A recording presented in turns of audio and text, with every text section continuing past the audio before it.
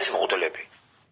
აი ესენი, აი მისტიკური ჯადოქრობით, ჯადოსნობით, მისტიციზმით შეიარაღებულები არიან და გარკვეულ ზემოქმედებას ახდენენ ოლიგარქებზეც კი.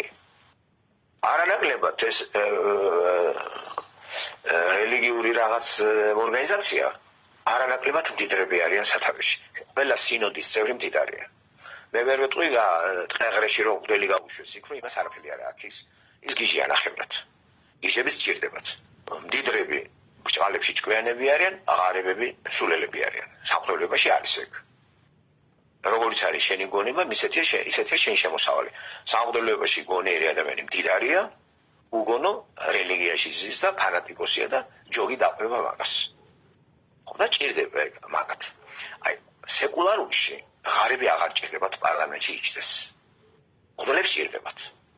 რელიგიაში ჭირდებათ ესეთი ადამიანი. უფრო მეც გეტყვით, პატიოსანი ჭირდებათ რელიგიაში ერთი სანიმუშო მღვდელი იყოს ექსპონატად, რომ აი ეს კაცი წესიერია, აიგეთ. მაგრამ ამას ვერ ვიტყვით სეკულარულ სივრცეზე, აი პოლიტიკაზე. მად ვერ ვიტყვით, მად არავის არ ჭირდება პატიოსანი. არ შეიძლება იყოს პატიოსანი, იმიტომ რომ ყველა ერთნაირად უნდა ვიყოთ ჩვენ.